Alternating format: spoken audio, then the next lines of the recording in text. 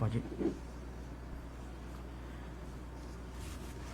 Olá, amigo internauta, leitor do Diário de Suzano, você está no DS Entrevista, eu sou o Thiago Caetano e você pode participar dessa entrevista mandando uma mensagem no WhatsApp do jornal, que é o 97569-1373, e se preferir, deixar a sua mensagem na live do Facebook do jornal.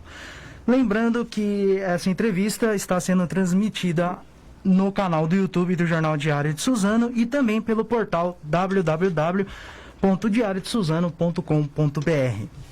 Hoje eu recebo aqui o coordenador da União de Negros e Negras pela Igualdade, a UNEGRO, Edson Pereira Reis, o Edinho. Obrigado pelo convite. Ele que também faz parte da pastoral afro-brasileira da Diocese de Mogi das Cruzes. Quem também está aqui com a gente no estúdio aqui do Diário de Suzano é a coordenadora do Sindicato dos Professores de Ensino Oficial do Estado de São Paulo, lá da APOESP, e uma das fundadoras do coletivo Negro Sim, Inês da Silveira. Inês, obrigado. É só uma correção, é coordenadora do coletivo Milton Santos. Não do sindicato. Exatamente. Vamos começar essa entrevista então perguntando como surgiu esse movimento, né, e o que ele promove aqui para Suzano. Vou começar aí então, Edinho, pode. Uma boa tarde, Thiago, boa tarde a todos os internautas e obrigado por nos receber para tratar de uma pauta tão importante da sociedade, que é o movimento negro e é o racismo, que é muito forte no nosso país, o racismo estrutural. O movimento negro de Suzano, no Brasil, em Suzano, ele nasceu com a Inês Silveira e com o nosso ex-deputado José de Souza Cândido e outros companheiros da cidade, sempre fazendo uma luta por igualdade e combatendo todo e qualquer tipo de racismo. Hoje eu sou um dos discípulos da professora Inês. Estou trazendo para a cidade de Suzano a UNEGRO, que é a União de Negras e Negras pela Igualdade. E aí nós viemos numa linha de organizar, de repaginar o movimento negro nesse ano e para o futuro. Certo. Pode contar um pouquinho, né, sobre o trabalho desse movimento, com o Inês, no caso do coletivo Milton Santos? O coletivo Milton Santos, ele nasceu por uma necessidade de nós professores percebermos que os nossos alunos negros, eles eram os mais discriminados dentro da sala de aula e dentro da escola, né? Então, todo mal que existia da escola, geralmente era um aluno negro. Quem era expulso, geralmente era aluno, e a gente queria saber por quê. Então, dentro do sindicato, nós também queríamos saber a quantidade de negros que nós tínhamos dentro do sindicato, que nós poderíamos fazer essa diferença, buscando o porquê. E aí nós nos reunimos e criamos o coletivo antirracismo Milton Santos, para sabermos a quantidade de professores que nós tínhamos de negros, e, consequentemente, de professores diplomados que nós tínhamos dentro da sociedade brasileira. Então, surgiu assim o coletivo Antirracismo Milton Santos. E nós começamos na estrada, nós fizemos a Lei 10.639, que vem exatamente conhecer a história da África, que não é contada nos livros didáticos, e nunca foi contado no Brasil, a história da África. Então, coloca o continente africano como se fosse um país. E é necessário que nós, brasileiros, tivéssemos a ideia de que não é um país. Para isso é necessário ensinar. E quem é que vai ensinar? É a escola. Então, nós começamos a fazer esse trabalho dentro das escolas, para que todo mundo tenha conhecimento da África e, através disso, desmistificar a questão que o negro é vagabundo, que o negro é preguiçoso, e entender por que o negro é diferente da população não negra no seu comportamento. Que principalmente o menino, ele é mais agitado, mas é uma tendência do povo negro de gingados, é normal, ele não está afrontando ninguém. Mas é necessário entender o comportamento do negro para não discriminá-lo. E aí começou assim essa luta que a gente vem até hoje. E a população abraçou esse projeto? Como é que é o envolvimento a população, infelizmente, a população não abraça, porque ela não tem um entendimento, né? E também não quer ter um entendimento. Porque ela está numa zona de conforto que não atinge a ela, na verdade, né? Então, quem tem o poder na mão não é a população negra. É a população não negra. E essa população não se interessa porque não atinge a ela, né? Quem é atingido é a população negra. Então, é ela que tem que mostrar o quanto ela está sofrendo, quantas são as penalidades, para que essa população não negra entenda o processo da sociedade brasileira e do caminhar, né? Porque através da população negra foi que o Brasil foi o maior produtor de açúcar, de borracha, né? Do café, os grandes portos de comércio, quem fez foi a população negra, né? Então é necessário que o brasileiro conheça a história do Brasil, que não é contada nos livros didáticos, né? Por isso que a gente começou com esse movimento e a gente vem nessa estrada principalmente colocando para os jovens, para eles já crescerem sabendo que o país dele não é formado de bandeirantes. É por esse caminho também, Edinho, que você segue? Sim, o movimento negro, ele nasce nessa ideia. Ao negro, ela defende que o negro, o jovem negro, a população negra, esteja nos espaços de poder e nos espaços de decisões. Nós só vamos conseguir reverter o racismo, que ele é estrutural, que ele está impregnado na sociedade, quando nós, homens negros e mulheres negras, estivermos nos espaços de poder.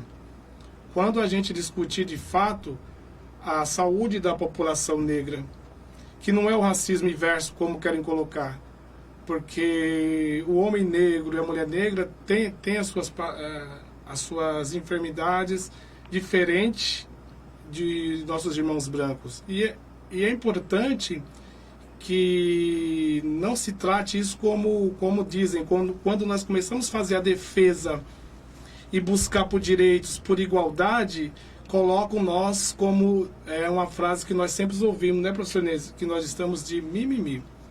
Então a organização do movimento negro na cidade de Suzano, ela é antiga. Hoje ela passa por uma repaginação, mas o movimento negro, ele conseguiu grandes vitórias na cidade. O próprio feriado do 20 de novembro, o pavilhão de cultura Zumbi dos Palmares, a Semana da Consciência Negra, são datas importantes e de reflexão, porque eu vejo que o poder público, eu vejo que a nossa Câmara de Vereadores, os nossos representantes não querem discutir de fato o preconceito e o racismo. Nós preferimos jogar isso para debaixo do tapete.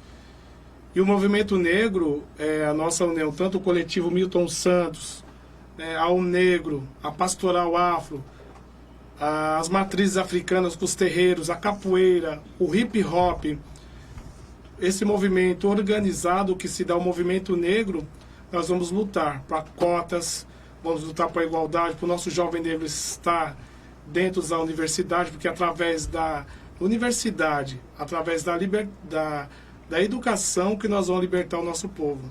Mas bem disse a professora Inês, se o nosso povo não conhecer a história, vou te dar um exemplo, a Lei 10.639, ela fala que nós devemos estudar no currículo escolar a história da África, né, e do povo afro-brasileiro e sua cultura. A criança lá tem que estudar. Só que uma das nossas lutas, né professor Inês, tem sido, e para o próximo ano será essa, frente ao poder público da cidade de Suzano, é debater com os educadores, é debater com o atual prefeito que foi eleito e a Câmara de Vereadores, o currículo escolar da escola, o currículo escolar. vamos debater a Lei 10.639, né? Então isso, o movimento negro vem nessa linha forte, né? De fazer uma luta e de mostrar para os nossos que não tem uma igualdade, que o racismo ele existe. Só não vem quem não quer.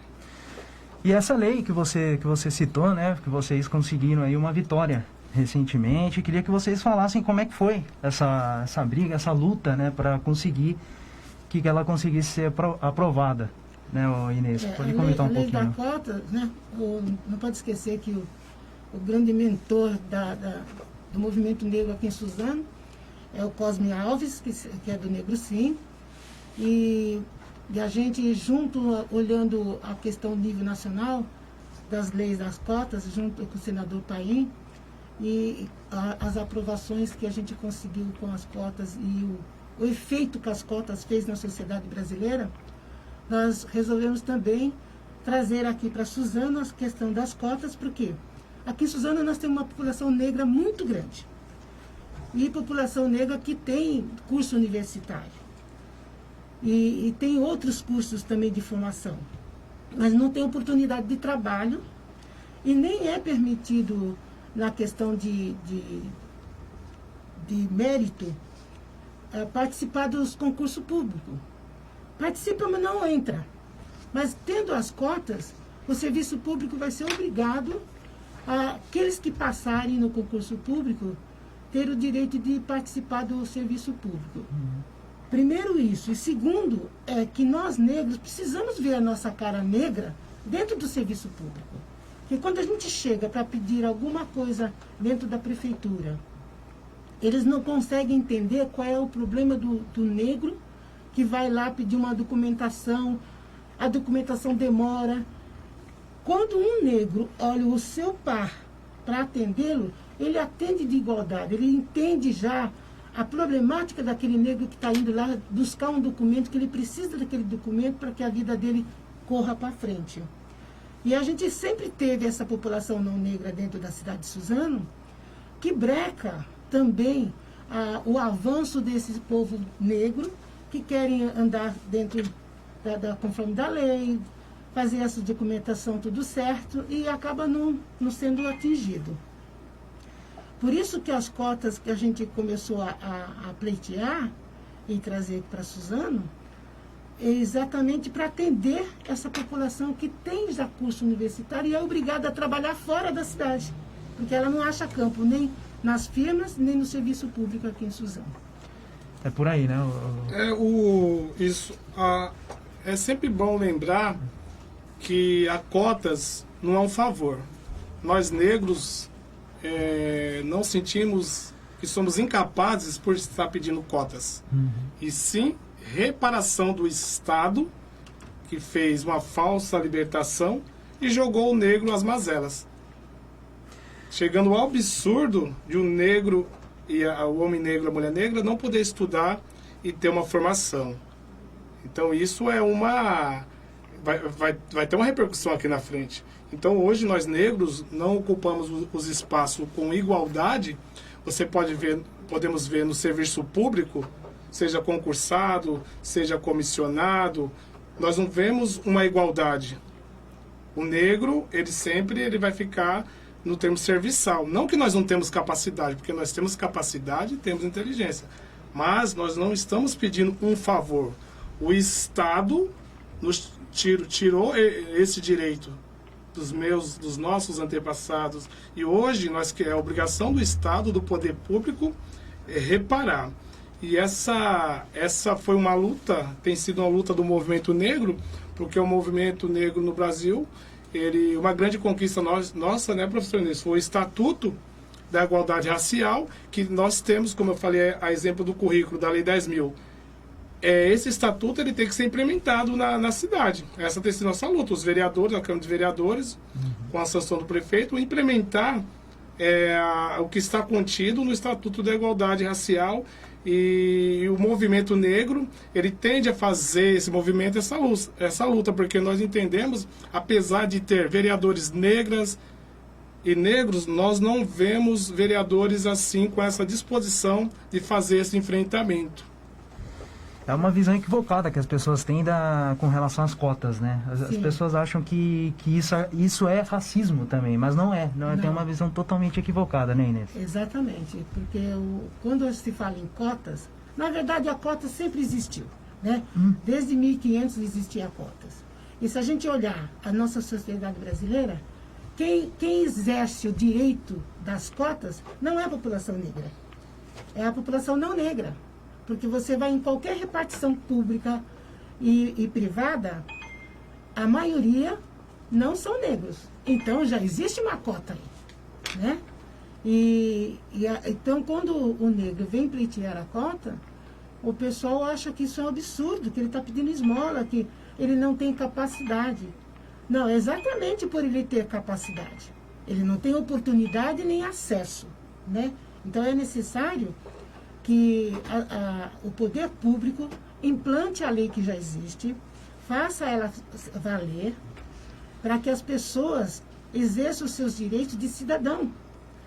Porque você estuda 4 anos, você estuda 5 anos, se especializa, mas na hora que você pleiteia um concurso público, se tiver 2 vagas, você passar nos primeiros lugares, você nunca é chamado. E aí você começa a não entender o porquê. É por causa do racismo estrutural, né? Que é uma coisa velada por baixo do pano, que eles tiram esse direito da população negra de estar exercendo esse direito que ele tem, né? Por isso que o Estatuto da Igualdade Racial, nós temos 10 anos. A Lei 10.639, nós temos mais de 10 anos. E não está implementada. Aqui na cidade de Suzano, a escola não trabalha a história da África. Ela não trabalha a história do índio, que logo em seguida, em 2008, veio a lei da história do índio, que é para contar a história do nosso verdadeiro povo brasileiro, que é o indígena. Então não conta nenhum nem outro. Então é necessário que as pessoas também cumpram a lei. E aí, por isso que é importante a implementação do currículo e o conhecimento, para que as pessoas vejam que elas estão trabalhando, mas não estão também cumprindo a lei. Então é necessário que elas também cumpram a lei. E cumprindo a lei, a gente vai acabar com o racismo, vai acabar com o preconceito, que é através do conhecimento que a gente acaba. E como muita gente olha assim, já aconteceu em caso na televisão, a pessoa olha e pensa, esse comentário não foi nada demais, mas você percebe que há um racismo estrutural ali. Como é que ele pode ser percebido? Na verdade, assim, eu sempre falo que nem o presidente da República que nós temos hoje, né? Ele diz que a doença é bobagem porque não existe, até que ataque a ele. Então, ele não está sentindo na pele, né? Que não existe pobreza no Brasil porque ele não é pobre. Não existe fome no Brasil porque ele não passa fome.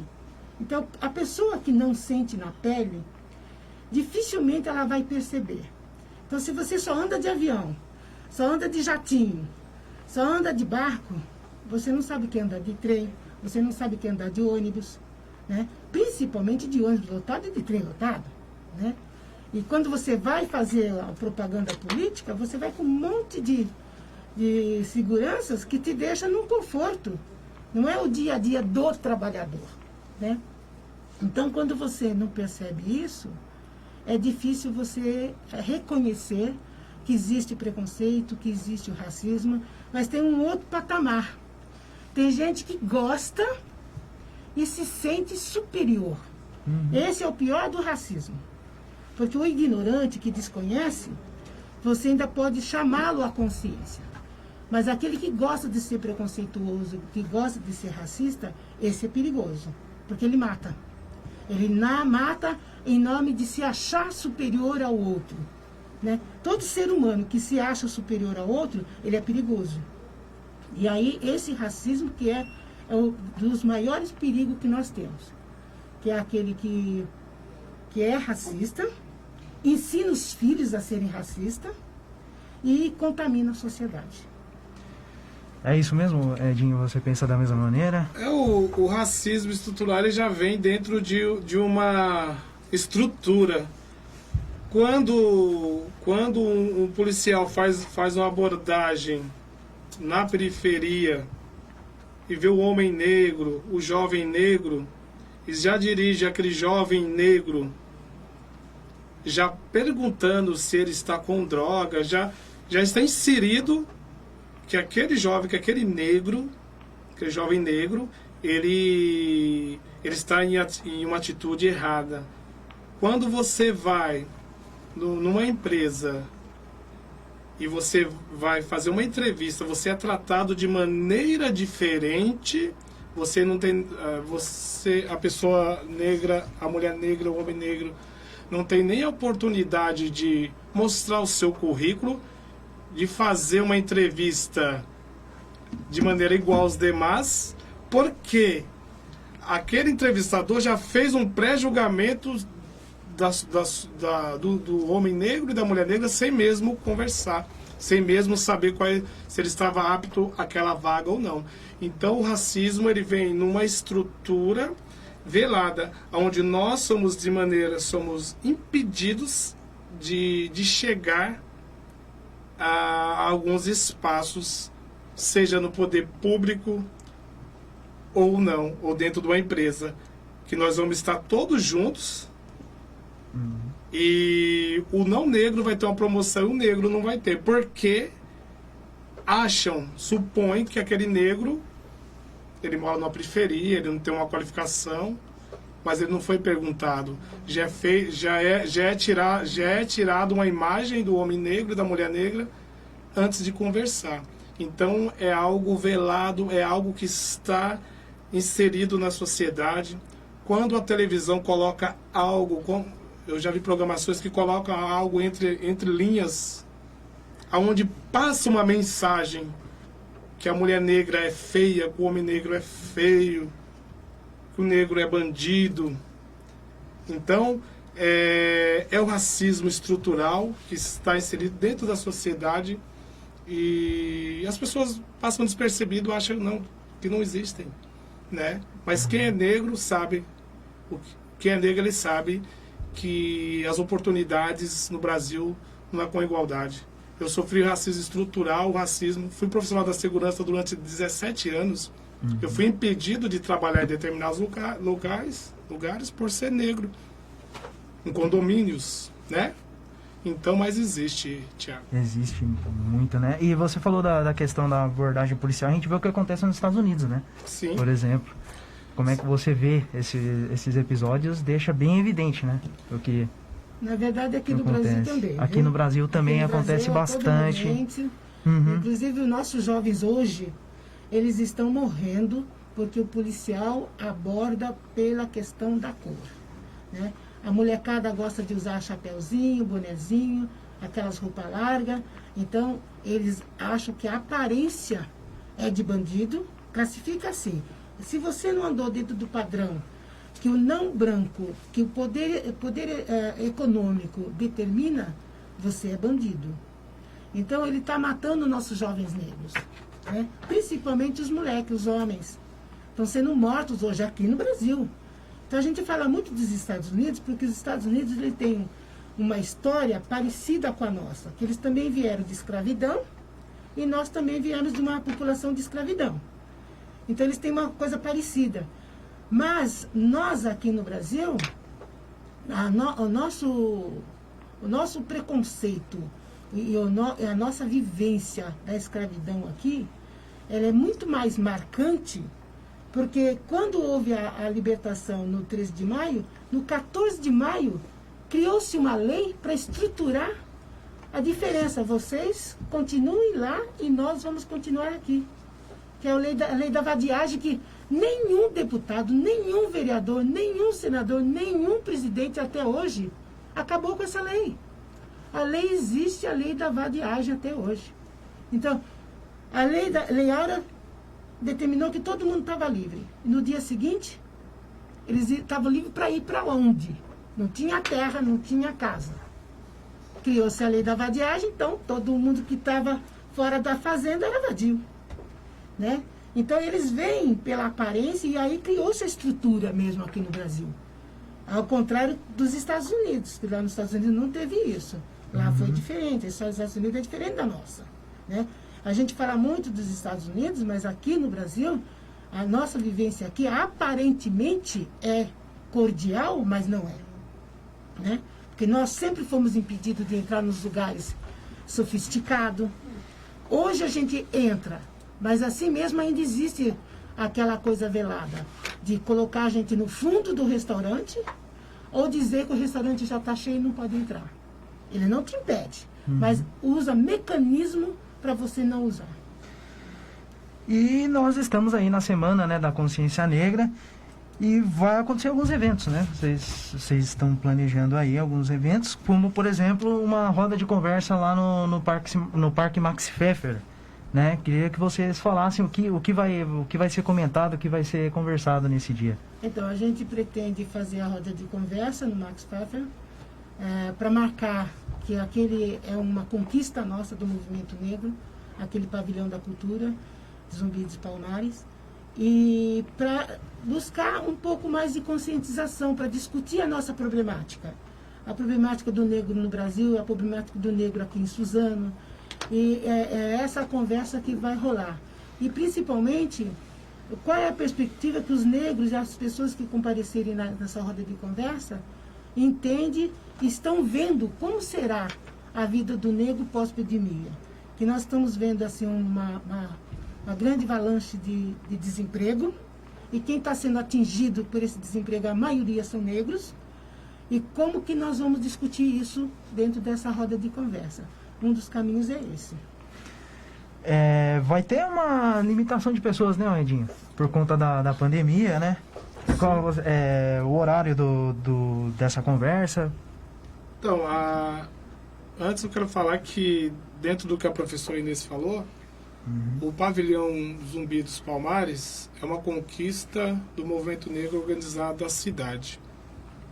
E é importante que nessa data, que é uma data de reflexão, o movimento negro esteja organizado e antenado. Porque em algumas cidades já perdemos o feriado, que é um dia de reflexão. Nessa conversa terá um limite de pessoas. Nós vamos estar conversando com lideranças dos terreiros, que são as religiões e matrizes africanas, que a todo momento estão sendo saqueadas, seus terreiros incendiados, com a própria capoeira, com a juventude do movimento hip hop e a pastoral afro-brasileira. E essa conversa, ela nos leva à retomada do Conselho da Igualdade Racial da cidade, que ele vem há 4 anos parado, e a última teve como presidente a professora Inês, mas é importante que esse conselho ele seja composto por toda essa representação, e um conselho que quer dialogar, né, com o poder público e implementar as políticas públicas, né, em defesa da igualdade racial. Será às 13 horas, no pavilhão Zumbi dos Palmares, e uma vez por mês, essa conversa vai estar ocorrendo com o movimento negro na cidade de Suzano. E um outro evento que vai acontecer vai ser um sarau, né? Vai ser transmitido no Facebook, vai acontecer aqui no Cine Teatro, né, Inês? Isso. Vai ser aqui no Cine Teatro Vilma Veiga. Nós vamos fazer uma live, né? Aí vai estar mais aberta ao público para estar assistindo. E mostrar toda a luta do povo negro através da batalha, né? O hip hop, o samba, a capoeira, e a gente vai fazer esse evento também falando da questão de como que a juventude, o adulto está sofrendo e vivendo o preconceito e o racismo e a luta de sobrevivência no país. Em qual página que vai passar esse sarau? No Facebook. No Facebook, qual a página? Edinho Guerreiro de Fé. Edinho Guerreiro de Fé. A gente vai... Hoje nós vamos elaborar já os links, já vamos começar a soltar após a entrevista. Que horas aí pretende começar? O horário? O horário a partir das 15 horas. A partir das 15 horas. No lugar é 15h30, né? A live. Sim. Isso. E a gente está falando das cotas agora e muita gente também tem uma visão errada do Dia da Consciência Negra, né? Tem gente que fala que não deveria existir esse dia. Por que ele é tão importante, Inês? Porque a pergunta que o pessoal fala sempre é: por que consciência negra e não consciência branca, né? Porque não existe consciência branca. A consciência negra, a gente começou a disseminar isso para que o pessoal entenda que você tem que olhar para o negro com consciência que ele é um ser humano igual a você. Se você não tem essa perspectiva, esse olhar, você jamais vai olhar para o negro como um ser humano. Porque a estrutura colocou que o negro não é humano, o negro não tem alma, e isso prevaleceu por mais de 100 anos, né? Então, isso está intrínseco dentro do povo brasileiro de achar que o negro não é humano. Tem gente que ainda acha que o negro não é humano. Então, ele não gosta nem de sentar perto. A Ludmila fez um depoimento essa semana, que ela estava no avião, na primeira classe. Uma senhora, quando viu que ela ia sentar do lado dela, falou assim: você vai sentar aqui? Ela saiu. Então, não quer nem sentar perto do negro. Para você ver como a estrutura é tão forte dentro das pessoas, né? Que a gente tem a dificuldade de lidar com esse adulto, né? Então, veja bem, quando a gente fala da consciência negra, do porquê negro e não porquê branco, é porque exatamente para as pessoas entenderem. Olha, o negro ele tem capacidade, o negro pode ser engenheiro, o negro pode ser pedreiro, o negro pode ser o que ele quiser. Mas ele tem que ter oportunidade para isso. Por isso que é consciência do que é o negro. Por isso consciência negra, né? Não precisa falar consciência do que é o branco, porque todo mundo já sabe o que o branco é. Mas o negro as pessoas não sabem. Então as pessoas precisam saber que o negro tem doença específica, que o negro tem comportamento diferente. Não é porque ele quer ser, é da natureza dele ser. Então essas coisas precisa conhecer. Para conhecer tem que ter consciência da diferença que o negro tem dentro da sociedade. Por isso, consciência negra. É por aí, Edinho. Você também acha que, claro que esse dia tem que ser, sim? Eu acho que, primeiro, eu sempre gosto de lembrar, quando fala de cotas, que as cotas são raciais e também são sociais. A cotas é levada à juventude nas escolas públicas, são raciais e sociais. Então é bom lembrar que não negros que estudam em escolas públicas, vai ser feito um censo, a cota vai ser direcionada a eles também. Outra coisa, por que o Dia da Consciência Negra? Porque o negro ele não está no espaço com igualdade com o branco. Por que o Dia de Consciência Negra? Porque estão exterminando os homens negros, porque estão violando as nossas mulheres negras, as nossas empregadas domésticas estão sendo violentadas. E isso não é falado. Quando uma mulher negra chega para fazer uma ocorrência, ela é ridicularizada. Então, o Dia da Consciência Negra não é um mimimi. É um dia para que a sociedade faça uma reflexão. Que estão matando sim o povo negro. Que estão exterminando. Só que isso aí é acaso pensado. Não é coincidência quando um policial mata um jovem negro. Que a Constituição diz que não tem que matar. Foi profissional da segurança. Ele tem que prender aquele menino e fazer o papel, defender a Constituição. É de forma, o Estado está nos matando. Eu não tenho medo de falar. O Estado está matando o povo negro. A mulher negra. Por isso, o dia de Zumbi. Que Zumbi foi um grande guerreiro, um herói.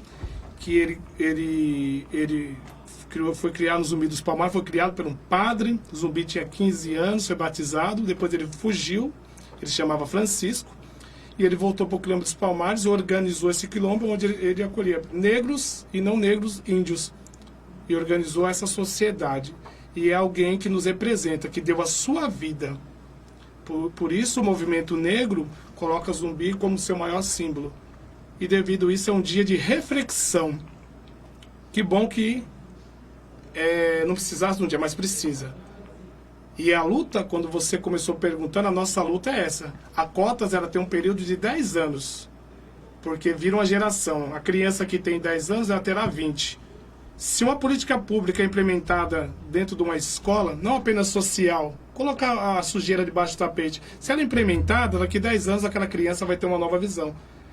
E aí, um novo amanhã, teremos uma sociedade, uma Suzano sem o preconceito racial. Você ser julgado pela cor da sua pele e pelo seu lindo cabelo. Porque o nosso cabelo é a nossa beleza, a nossa coroa. É um pouco isso, porque estão nos exterminando. Essa deveria ser a pergunta. Por que ninguém pergunta por que mata tanto negro? Por que estrupam tantas mulheres negras nas periferias? Será que não tem que se fazer uma reflexão? É isso. Com certeza. E quais são os próximos passos de vocês, né? Daqui para frente? A luta continua, né? Continua. A nossa luta é constante, eterna. Morremos lutando, né? Nós somos negros 24 horas. Nós não podemos desvestir a pele, né? Como muitas pessoas fazem. Então, a perspectiva é o quê? A gente implementar a lei 10.639, a 11.000 também. Aqui em Suzano vai ser um pouco difícil porque nós somos poucos índios, né? Mas nós temos, portanto, temos que também olhar para esse pequeno povo que existe aqui na cidade de Suzano. E é através da educação mesmo. E a gente também colocar para as autoridades e para a população suzanense que o movimento negro não é só para o negro. A questão do negro não é do negro, é de uma população como um todo, né? Porque se todo mundo tiver conhecimento de como se forma a cidade, de como se forma o ser humano, e o que eu não quero de ruim para mim, eu não quero para você, a gente pode melhorar essa cidade no todo. Então, a nossa perspectiva daqui para frente é continuar fazendo projetos, né? Um dos projetos é alfabetizar a população de Suzano, porque nós temos adolescentes, muitos adolescentes analfabetos, muitos adultos analfabetos, né? Nós temos que cuidar desse povo, não podemos só olhar para a criança, porque o pessoal fala assim, vamos cuidar da criança, a criança temos que olhar sim, porque ela será o adulto de amanhã. Mas só que nós temos uma população que era criança ontem e ninguém olhou para ela e hoje ela está aqui. O que a gente vai fazer? Não vai olhar para ela? A gente também tem que olhar por ela, né? Então, um dos projetos é alfabetizar esse povo, porque através do conhecimento eles vão também ter a perspectiva de vida da cidade e entender melhor o processo. Porque veja bem, nós, negros, somos a maioria da população. Somos a maioria da população de mulheres votantes. No entanto, quem que está no poder? Homens. Por quê? Porque a maioria do povo negro não tem conhecimento, não tem instrução. Se a maioria do povo negro não fosse analfabeto, nós não teríamos o Brasil como temos hoje. Então, é importante sim. Por isso que a estrutura de preconceito do Estado é forte, porque ela não quer exatamente que essa população, que é a maioria, que criar o estigma de minoria, se letre, seja letrado. Porque o letrado ninguém o engana.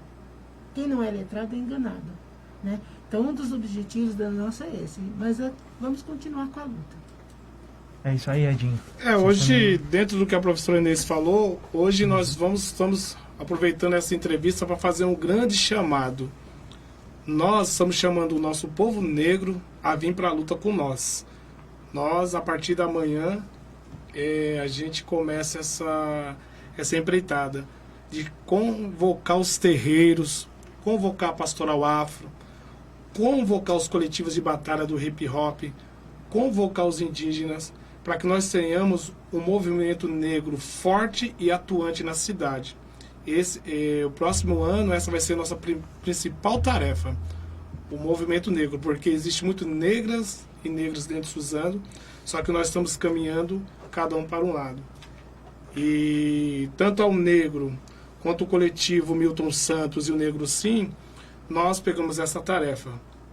Coisas burocráticas, através de um advogado, de um jurídico, um espaço físico que nós vamos criar na cidade para atendimento, porque hoje o movimento negro ele não tem um espaço físico. Nós teremos um espaço físico, vamos brigar por um SOS combate ao racismo para fazer denúncias, um jurídico, um acompanhamento psicológico, porque quem sofre o racismo sabe, eu sei como que é. Nós temos que ter um acompanhamento. Então hoje o movimento negro ele não quer discutir só a questão ideológica, nós queremos implementar as leis, nós queremos criar o conselho, trazer o conselho para a igualdade e no futuro até a Secretaria de Promoção da Igualdade Racial. Mas nesse momento é um chamado povo negro, nosso povo do terreiro que é tão discriminado, né, nosso povo da Igreja Católica, a Pastoral Afro e outros, e nos organizar. Então, um lugar físico mesmo, como você começou perguntando. Onde vocês vão estar? Alguém sofreu um preconceito, sofreu um racismo, uma injúria, onde procurar? Aqui tem um advogado, tem um auxílio psicológico. Então, a meta é essa mesmo, e o movimento negro está firme, atuante e unido nessa nova empreitada. Claro, e para encerrar, eu gostaria que vocês deixassem aí uma mensagem para quem está nos acompanhando. Então, a gente gostaria que a população suzanense participasse da nossa live, né? Que ela vai ser importante a discussão e o conhecimento do jovem que vai trazer uma novidade, a qual a população tem preconceito sobre a questão do hip hop, desconhece a verdade, o que é o hip hop e o que é a batalha, como que esses jovens se organizam, e a discussão da questão do racismo, a implementação da ideia por que zumbi, a importância de zumbi, de um ídolo negro para a população negra, né? A importância do conhecimento de quem somos. Então, essa live é muito importante e a roda de conversa também é importante. Então, eu quero dizer à população que a nossa live vai ser das 15h30 até as 17 horas e a roda de conversa vai ser das 13 horas até as 15 horas. E a gente conta que todos compareçam, né? Via a internet e aqueles que já contatamos presencial. Edinho, só para confirmar, quantas pessoas podem comparecer lá na roda de conversa? Lá é 30 pessoas, 30 pessoas comporta lá. Eu gostaria que você deixasse aí a sua mensagem para a gente encerrar aqui essa Tá bom, entrevista. olhando para a câmera ali. Obrigado a todos que nos assistiram. Obrigado a você, Thiago, parabéns. Obrigado. E eu quero pedir, né, que vocês acompanhem a Semana da Consciência Negra. Em Mogi das Cruzes teremos a Missa Afro, acredito que a partir das 19, tá no site da Diocese, e a nossa programação aqui.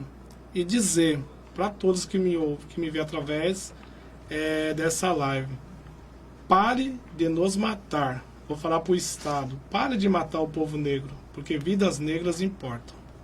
Esse é o recado do Edinho Guerreiro de Ferro.